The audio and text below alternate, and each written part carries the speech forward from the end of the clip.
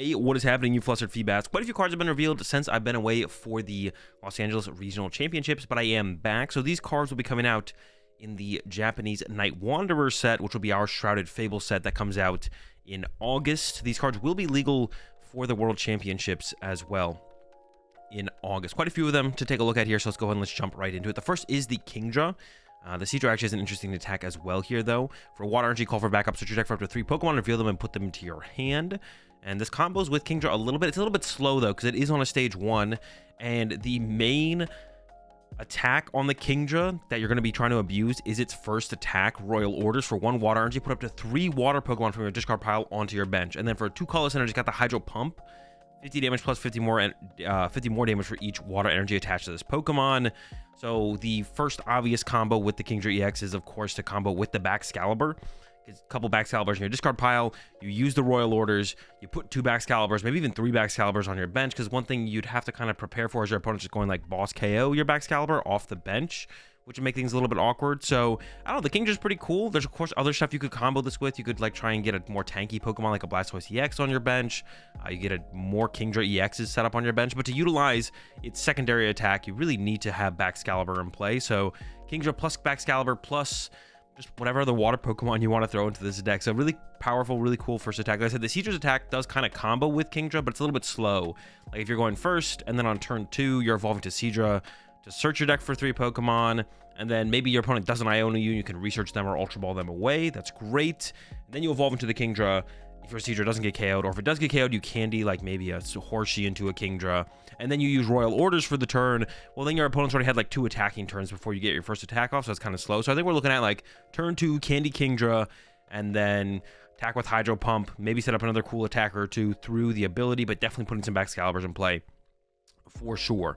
The other line, other stage 2 line to take a look at here is the Crobat, 130 HP. Once in your turn, if you've played Janine's Secret Technique from your hand during this turn, you may draw cards until you have 8 cards in your hand. So pretty powerful ability, to be honest.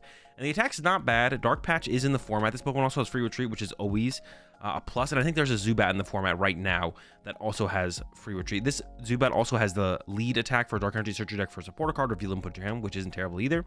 And then Toxic Fangs for Dark Energy Claws, 120. Your opponent's active is now poison. Put 2 damage counters on instead of 1 between turns.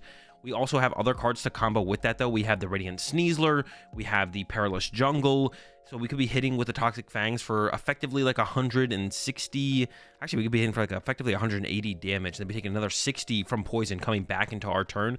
That's not bad, and if we did play a Janine's Secret, we were going to be drawing a lot of cards as well, turn to turn, as long as we can find a Janine's Secret. So chaining Crobats actually shouldn't be too difficult, to be honest. Super Rods, Dark Patches, all that fun stuff. Pecharunt EX here. We already take a look at that before, but I guess I'll go over it again real fast. It's an EX Pokemon, 190 HP. Its ability allows you to switch one of your bench Dark Pokemon to the active. Your new Dark Pokemon that is now your active is now poisoned. And it's got Irritating Burst attack, 60 damage times the amount of prize cards your opponent has taken. A new A-Spec card that is pretty mediocre, I would say. Dangerous Laser. Your opponent's active is now burned and confused. So plus 20 damage. I thought this also poisoned. This thing is awful. This thing is terrible. I thought this also poisoned. Am I tripping? Didn't this thing poison? Maybe I'm just tripping. Nightly Stretcher, not a reprint of Rescue Stretcher, which I'm actually kind of happy for. I think Rescue Stretcher was one of those cards that just was a little bit too effective, did a little bit too much, similar to something like a Field Blower. It's just like the most powerful Pokemon recovery item card ever. Rescue Stretcher allows you to either put 1 Pokemon from your discard pile into your hand or shuffle up to 3 Pokemon from your discard pile into your deck. So basically super odd, but couldn't recover energy, but you could just get any Pokemon from your discard pile and put it into your hand, which is the super powerful effect to sometimes take advantage of. So yeah, glad they didn't reprint that. Nightly Stretcher does have one of those effects. Put 1 Pokemon from your discard pile into your hand, or put 1 energy card from your discard pile into your hand. So it has the put from discard pile into your hand effect. You have to pick between 1 Pokemon or 1 energy. Don't have the flexibility of shuffling 3 in instead. So yeah, this card seems okay. I think Super Rod is still a little bit better. I think you're going to need a little bit more recovery than just 1 Pokemon, one energy for most decks in most instances. But I'm glad they didn't reprint Rescue Stretcher, because I think that card was too powerful. Cassiopeia here. Search your deck for up to 2 cards and put them into your hand. You can only use this card if it is the last card in your hand. This one is going to be pretty tough to pull off, to be honest. I don't know how we're going to get down to a 0-card hand, only have this in our hand, and then use this as our supporter. We do have Tatsugiri, of course, which can help combo with this. If we can somehow get down to a 0-card hand, Tatsugiri into the supporter, play it, get our only any two cards we want out of our deck. It's possible.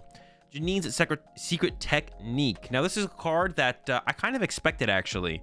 Definitely a card that I definitely expected. I mentioned it multiple times as we've seen the Loyal 3 come out in the non-EX forms and the EX forms. I was like, we have Dark Patch in the format, which obviously doesn't work with any of the non-EX Loyal 3 cards. All the EX Loyal 3 cards are Dark type. And I was like, Dark Patch obviously works with these, but I think they're going to give us something more, because Dark Patch isn't quite enough energy acceleration for the high energy costs of the attacks on the Loyal 3 Pokemon, and they have given it to us here. Janine's Secret Technique. Choose up to 2 of your Dark Pokemon. For each of those Pokemon, search your deck for a basic Dark energy card and attach it to that Pokemon. Then shuffle your deck. If you attach any energy to your active Pokemon in this way, that Pokemon is now poisoned. So that also combos with the Okidogi EX card as well. So yeah, here's that extra Dark energy acceleration that I've been saying we're probably going to get, and we did end up getting it because it didn't make any sense. Like, Dark Patch was not enough to fuel these Pokemon and their Dark attacks, or the Dark energy attack. So we needed to have some other form of energy acceleration. Here it is. It is in a supporter form, which is a little bit slow. And I think if a Loyal 3 EX deck does work out, you're going to have to play like 2+ of these probably alongside the 4 Dark Patch. Because yeah, like I said, you're going to need a little bit more energy acceleration. You probably won't play like 4 of these though. 4 seems like a little bit too much. That's for sure. Up next, we have the card that everyone's been, I think, not overhyping, but overly being worried about. I don't know. Everyone seems to be like panicking about this card negatively, but I haven't really seen anyone come up with any scenarios why this card is broken. Your opponent discards cards from their hand until they have 3 cards in their hand. So obviously in scenarios, this could be pretty impactful at limiting resources. It's actually a pretty big win condition for control decks in general. When you get your opponent into kind of like a lock and the game slows down for a little bit, you're kind of just drawing back and forth. If you have something trapped in the active with a Mawile or a Snorlax, or just like boss something up and they don't have the energy to attack with it yet. You know, if they build up like a 10, 12 card hand, you can hit them with a Zerosix plan and then take away a ton of resources from them and really limit their options moving forward. But on the flip side of that, this could be very powerful against those kind of control decks in those scenarios as well. So yeah, a lot of people are making a lot of noise about this card, but I haven't seen any like concrete ways to utilize this card in what would be like a super toxic, unfun way. So as right now, I think it could be okay, but we're definitely just gonna have to wait and see. Yeah, Zerosix plan is all right. There's a Malamar like combos with it, which doesn't seem great. For 1 Dark Energy, switching one of your opponent's bench Pokemon to the active. This attack does 120 damage to the new active Pokemon. If you did not play Zerosix plan from your hand during this turn, this attack does nothing. So the Malamar I don't think is good, unless maybe it's like a 1/1 tech in some kind of control deck and you can combo that with the Zerosix plan. Zerosix plan seems like a good utility supporter for control decks or against control decks. I guess you could even make arguments in like early game situations, like when people are using Rotom on their first turn in the game, they sometimes end up with like an 8-9 card hand after their first turn, and then Zerosix would hit pretty hard on that turn. But that means you're kind of giving up your research or your Arven to be aggressive and actually start attacking your opponent probably most of the time. Something like an Arceus deck, though, on the other hand, be able to Starbirth for that, plus still pull off a Trinity Nova for sure. That could take a bigger advantage of like a turn 2 Zerosix plan to just kind of take away a bunch of your opponent's resources. They're not completely dead drawing or out of the game. They get to pick the 3 cards they get to keep. So they can keep their 3 best cards for the situation. They do have to discard everything else. And of course, that could be a ton of really powerful resources, but you know, they're not going to be dead in the water. That's for sure. Up next, we got a Zoroark. Zoroarks are usually pretty good in the Pokemon TCG, and this one also seems pretty decent as well. Phantom Jack for 2 colorless energy, 60 damage. His attack does 60 damage to each of your opponent's Pokemon EX and Pokemon V in play. It does cost 2 colorless energy. I kind of almost feel like they're hinting at like a potential double colorless energy reprint with the Clefable and now the Zoroark. Double Turbo Energy is not great with either of those cards as well. We do only have Double Turbo Energy in the format that they can really use. I'd say for Reversal Energy. Reversal Energy is still here, but it's not great. So, yeah, solid attack on the Zoroark, solid spread attack.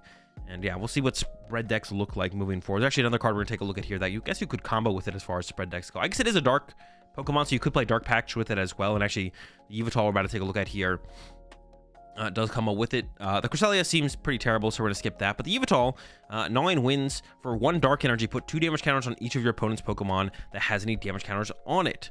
So a little bit of a spread attack there. Could combo that with Frostlass or Lazork that we just looked at. And like I said, we can combo Dark Patch with both of these Dark Pokemon. Play basic Dark Energy. Maybe we still play some double turbos for the Zoroarks.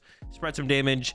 See where it goes from there. Spread decks have not been good in a while for good reason. The damage numbers that they've been giving the spread attacks has just been too low to keep up with the HP of the Pokemon we're currently working with. But TM Devo is in the format now, and we're starting to phase out those big V-Star Pokemon. So the return of spread might be coming with like next rotation once there's not enough V Pokemon in the format, because yeah, Arceus's and Tinas with 220 base HP on their basic Pokemon, even if you de-evolve them, is pretty tough. That's a lot of spread damage you need to get in play to actually have like an effective spread strategy. But once everything goes to like stage 2s and stage 1s and stuff like that, and the basic Pokemon, the stage 1 Pokemon have like, you know, 70 to 90 HP, then all of a sudden TM Devo is pretty effective. So maybe we're just kind of waiting until the V-Star Pokemon get phased out before spread can make its epic return.